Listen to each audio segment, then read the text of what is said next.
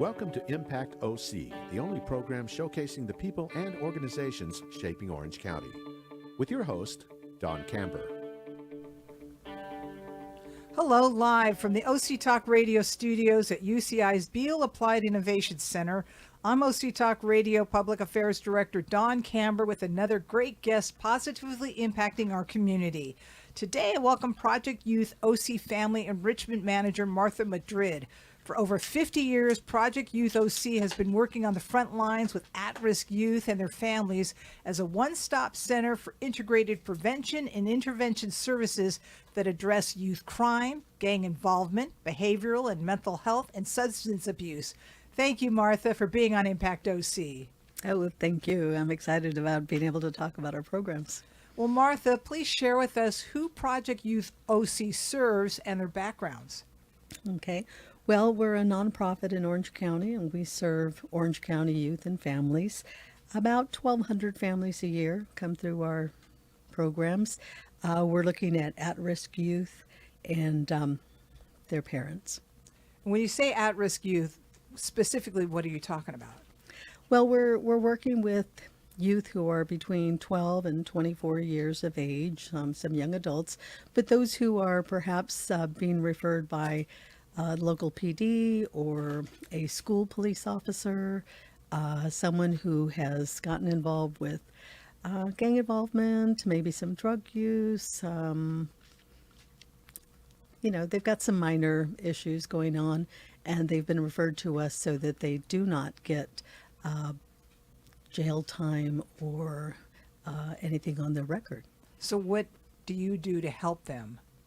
Well, our programs provide a lot of structure, first of all, for our youth and for our families. Our goal with the programs is to support them and their families so that they have resources that they can use. The different programs that we offer specialize in areas, whether it's substance abuse intervention, whether it's education, or perhaps it's we have different areas that we serve too, but with the kids who get in trouble with the law, depends. What kinds of trouble? Some of them are just not going to school. They're missing days and days and days of school. Some have done some petty theft at a local store. Perhaps it's graffiti, tagging, maybe an assault on campus. They're carrying a weapon. Or they find them intoxicated on campus too. That's something that we see a lot. So they're referred to you. Do they go from home to a program that you provide, or do they live in a facility to get your programs? No, our programs are provided at the office. They come in for the session, which is, again, depending on the program, it could be 3 evenings that they come in with their parent.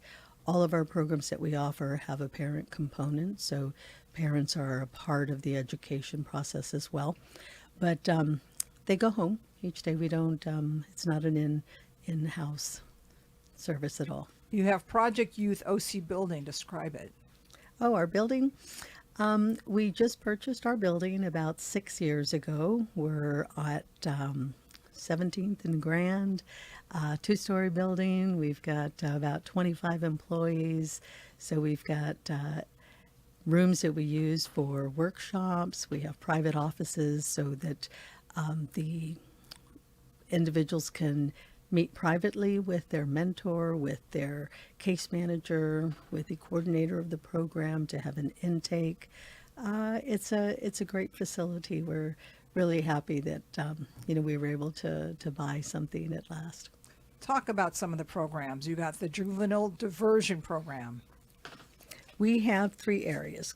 So juvenile diversion is one, college and career access is the other, and then our third area of focus is the family and parent enrichment program. So our diversion programs, we have our flagship program, which is Shortstop. It was developed in 1980. And we have Stop Short of Addiction, which was developed in 1999. So if someone has let's say a charge of, graffiti, they're going to be sent to Shortstop. if someone comes in with substance abuse issues, or, you know, they were caught smoking marijuana on campus or at a mall, they're going to go to Stop Short of Addiction. They're going to get the specialized services that they need depending on what they did. And these both programs have a parent component. So parents are also going to be educated on, you know, what the laws are, that what it says that parents are responsible as well. If a child is found tagging a tree in a park, a parent could be fined anywhere from $700 to, you know, thousands of dollars for the damage that is done. If someone is carrying a weapon on campus, you know, the parents can also be fined for not being aware, not being on top of their kids, let's say. Are the parents fined? I'm sorry, are they? Do the parents get fined? Occasionally they do. Occasionally they do. When they are sent to our program, they're not being prosecuted. It's in lieu of prosecution. So most of them may not get fined. Occasionally something is serious enough that they will. So it depends on who is actually pressing charges. So what has to happen to avoid any kind of prosecution? Primarily, if they're referred to our program, they just need to complete the program, pass the class with, you know, a star from us, and they go back to probation or the referring agent, and it's kind of taken care of. Can you give us some stories? Oh my goodness.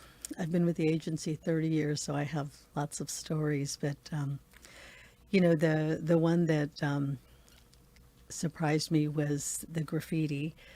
Back in the day, we were getting a lot of kids who were coming through for graffitiing, and they were tagging up, you know, park benches or tables. And one of them, you know, had like a little initial thing, and it was like $750. The parents did have to pay that fine. It was a city park, and they did have to pay that fine. Someone else tagged up the side of a building, and the building owners wanted, you know, they wanted restitution on that, and that was several thousands of dollars, but they didn't have to pay that. So it just, you know, it was negotiated. I'm not sure all of the details with that area, but that was going to be thousands of dollars, which the parents did not have to pay. Why did the child do the graffiti? You know, kids nowadays, you know, they want to belong. Graffiti was something that they were just doing. It was looked upon as, you know, the cool thing. It was something dangerous. Kids were practicing hanging upside down so they could paint and spray can whatever their design or letters or monogram was going to be. It was an art form. So depending on, you know, the youth, what their motivation for it, it all varies. Can you explain how the gang situation works with graffiti? No, that's something that I've been removed from the gang task force and involvement with that. So I don't do direct service anymore. So I don't have specifics on how that relates. I know that, you know, in neighborhoods you can see where certain gangs have territorized, you know, a certain neighborhood, so they have their monikers out, and you know that that's their area. But outside of that, I'm not real sure if there's more meaning behind it. So do you don't understand what, when they do graffiti, what they're trying to express in their graffiti? Oh, again, it depends on every individual what they're trying to express or the reasons behind their motivation to do it. So I won't even tackle that. But the parent goes to the program with the child? Yes, it's mandatory that at least one parent or a caretaker come with them. So what do they learn in the program? Well, again, depending on the program, they'll learn, you know, what the laws are. Many times parents are not aware that, you know, there's a 10 o'clock curfew. Some parents are not aware that you cannot have a pack of cigarettes if you're not 18. You know, they feel that it's okay if my son drinks at our home with his dad, even though he's not 21. So they learn the basic laws, especially when it comes to whatever law their son or daughter broke. Petty theft, what can go with that. Community service hours might be imposed. They may have fines that they have to pay. So a lot of that, the parents, it's an education for our parents. Many of our parents have younger sons and daughters, so it will benefit the younger kids because now the parent, they know. Once they know, they really try to put it into practice. Before, they may not have been aware of it, so we try to get them up to speed. A lot of times, we tell our parents things like, you have the right to go through your son or daughter's backpack. You have the right to take the door off of their bedroom. They don't have to have the privacy. Kids sometimes can take advantage of parents, especially if they don't speak the language, and they will say things, and our parents, again, they may not be aware if that's a truthful thing that their child is saying, so they might be afraid to discipline them in a proper way. They've been told over and over from a young age at school that you can't hit your kid, you can't use a belt anymore like you can in some countries.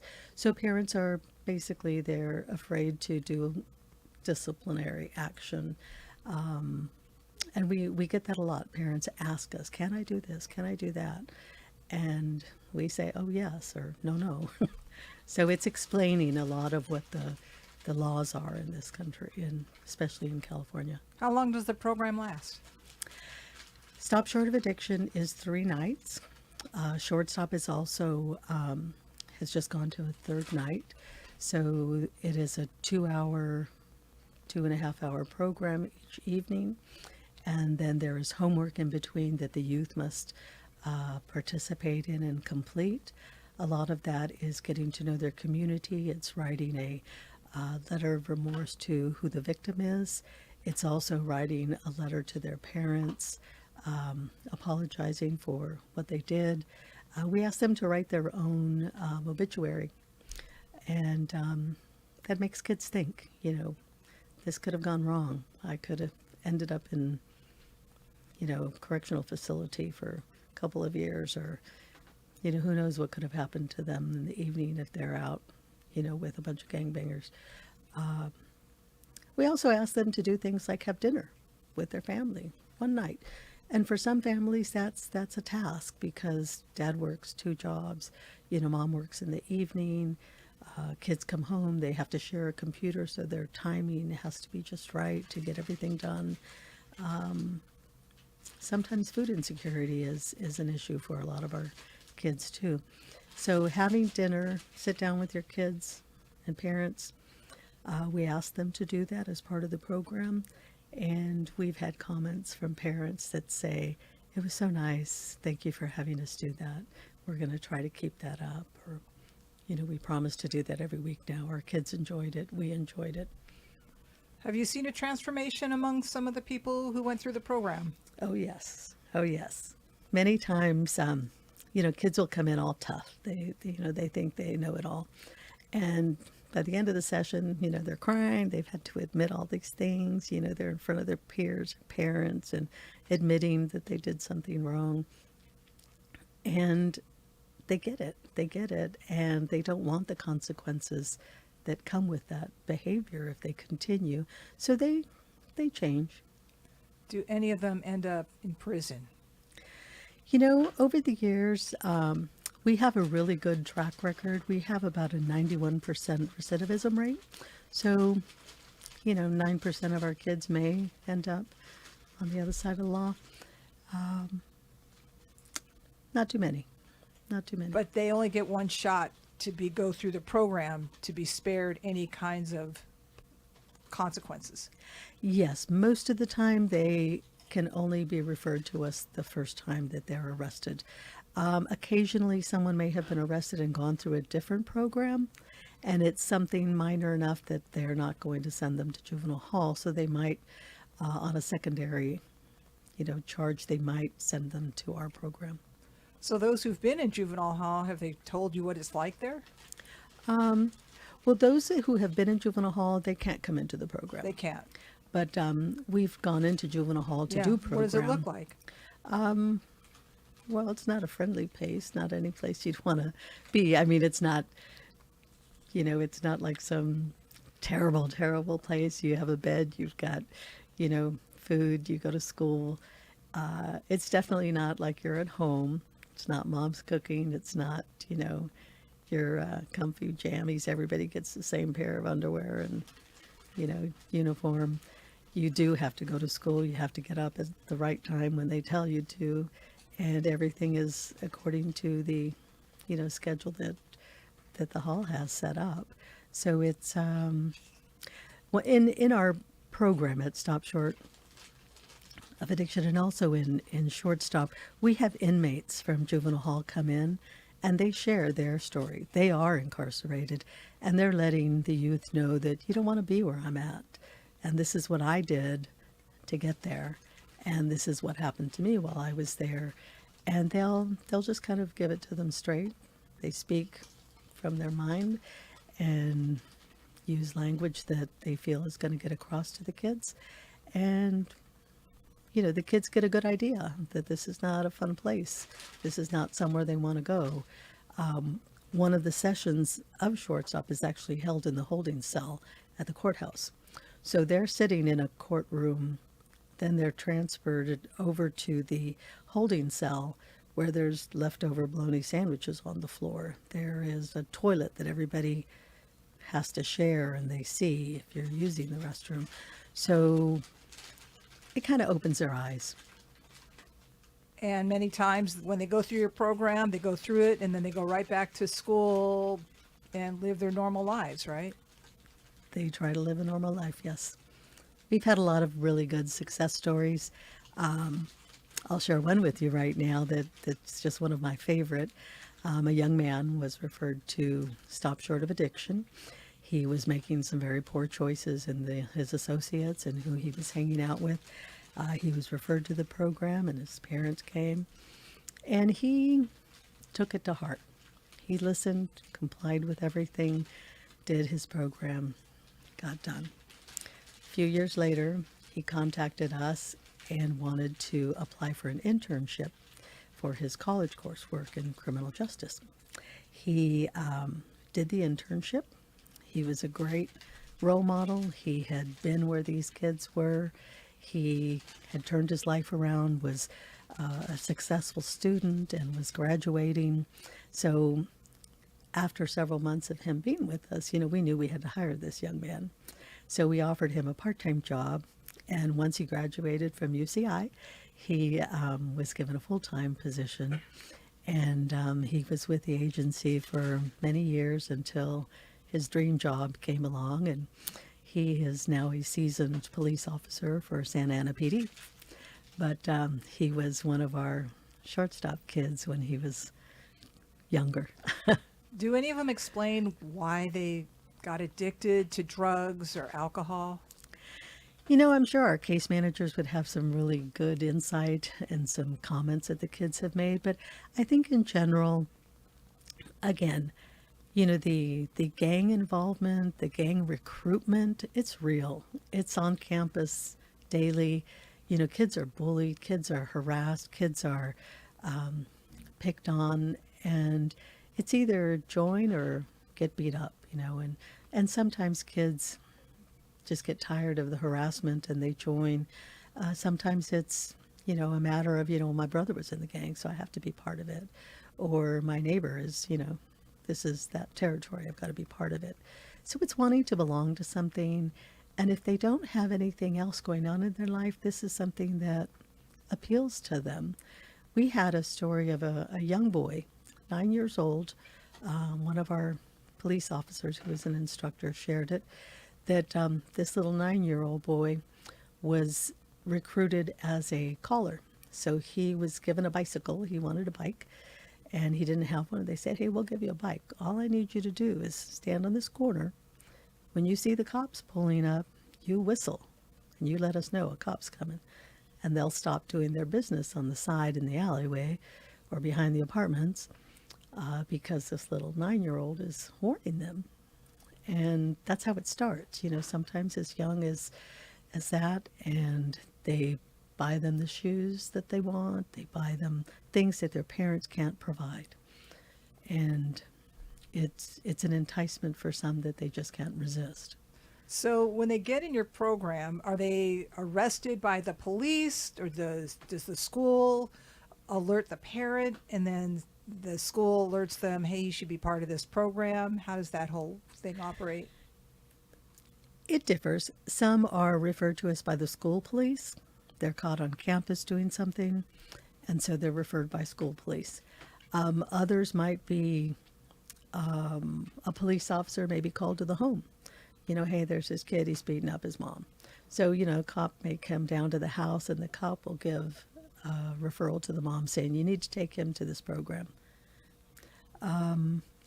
Sometimes a parent will call and say, I just can't control my child anymore. They don't want to go to school. They refuse to, I drop them off at the campus and, they run away. So we will accept some parent referrals, but most of our referrals come from probation or one of the local PDs. And does everybody who want to be in the program get in the program, or do you have requirements in order for them to be accepted into your program? There are some requirements for short stop and stop short of addiction. They can't have, gone through our program before. They can't have committed certain crimes that we won't accept. And there are also some other criteria that, they have to be within the age, things like that. They have to be a Santa Ana resident or an Orange County resident. Do you have to believe that they will succeed in the program? Is that part of it? Or is there no way of knowing? We hope all of them succeed, but there's no way of knowing. It really depends on the individual themselves and whether or not the information reaches them. How young are we talking about of people who've been through the program? In the past, we would take kids as young as 10. Now we have a cutoff at 12, and only because kids that young, it's not as, they don't need to go through something like this. A 12-year-old, they know what they're doing. So 12 is our limit, and we take young adults up to 24. Who staffs this program? Oh, we have a wonderful staff. We have several individuals who work with the Short Stop program, additional staff that work Stop Short of Addiction. They're all trained. They're all, very informed about the local, what's going on in the community as far as gang involvement, the drugs on the street. We work with Santa Ana PD and local probation officers who actually are part of the program and teach certain sessions of the program. So they keep us informed. They train our staff on certain, things that are happening in the community. They'll come by and offer some training for our staff, or, hey, just to highlight, this is the latest thing. A while back, I remember heroin had hit the streets hard again, and it was like, seriously? And they're like, oh yeah, you can pick it up for $5. And I'm like, oh my gosh, And so, it's our staff is all bilingual. They're primarily Hispanic. We deal probably with, 70% of our demographics is probably pretty similar with the population that we service as well. So, kids are not going to get away with not knowing the language, or that the parent doesn't know the language. We can provide the program in Spanish or English.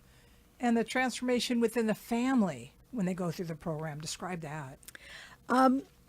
Again, one of the favorite things for me was the final session of Short Stop, when the parent is asked to say something positive about their child. After the 2 weeks that they have had to have dinner together, that they've had to receive a letter from their child, and they've had to do this other sessions.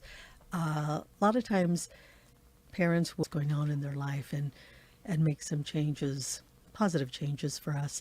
And it's good. It's good. How are you funded? We receive funding from various sorts. For some of our programs were federally funded, some are grants, some are sponsored through donations, fundraisers. So we do a little bit of everything. Do you have a lot of volunteers, and are you in need of volunteers? We do have volunteers, and we're always in need of volunteers. Depending on what you'd like to do, we have opportunities to volunteer at our events. We have an annual golf tournament. We have the OC Marathon coming up. We do Water Station number 2. If anyone would like to participate in that, it's this Sunday, May 4th. So please contact me if you want to help us hand out water to the runners. We also have events going on in December. We do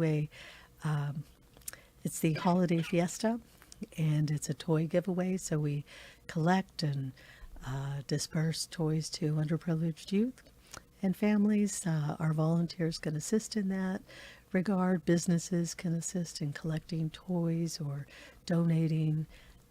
They can attend our events. They can sponsor an event. Yeah, we welcome volunteers and supporters out in the community to participate in any of our program events or our fundraisers. What do you learn from this program? Oh my goodness, it's been a learning education. Again, 30 years I have had, I've been quite privileged to grow in this position. I was on 5 federal grants, which back in those days, you had to travel to DC for the conference. So I did a lot of travel for the company and presented our organization and our program findings at conferences that were required by the funders. It's been wonderful. We have always done our basic programs, but depending on what the government wanted to see. For example, the CDC funded us, and we were doing substance abuse prevention with young girls for a 5-year grant. It was great. But they asked us, can you do something else? We want you to do the same thing, but can you do it slightly different? Can you do a different population? Can you do a different city? So we did, and went another 5 years providing that service to women who were incarcerated. So we'd go into the women's jail, we'd provide information on substance abuse, and it was a learning experience for me to see how our young girls react to information, how they process it, how they ask questions, and how they implement it, as opposed to adult women who were incarcerated for poor choices that they made. And yet, how they take the information, are they going to implement it? Many of them, took the information to heart. Many of them didn't. So it was a learning experience for me as well. And being in the jail system itself is always something that is certainly interesting. You want to be, watching your back always. But we've had some great experiences. We've had, again, our agency, I love the work that I do. I love the opportunities to work individually with youth who want to succeed in our college and career access program. We worked with kids to provide them with workshops on higher education. We'd do campus tours, we would do career exploration, we'd have tours of different businesses, and you see how youth that maybe have never been exposed to something, suddenly the lights go on, and they're like, oh, I want to become an engineer. I didn't know that was a job. I didn't know you had to go to college for that. So being able to see kids succeed and set a goal, accomplish it, come back to you and say, hey, Martha, I got my degree, and can you help me apply to graduate school? I have a wonderful story. A young woman, Vanessa, she did 2 years of the program, junior and senior year. She graduated high school, graduated her program, went off to UCLA, and she received her degree in microbiology, psychobiology, and disability studies. She reached out to me and said, can you help me apply for the graduate program? So we helped her and gave her letters of recommendation. She went off, got her master's degree, and now her brother came behind her, followed in her footsteps, also went to UCLA, got his degree, and her second brother, her youngest brother, went through our program, graduated. He's now in his second year at Cal Poly Pomona. So this family I have known for many years now, and they come to all the graduations. They, the parents come to the workshops, and I look at that and I say, we have changed the trajectory of their lives because you have 3 children, bilingual with university degrees. There's no stopping them.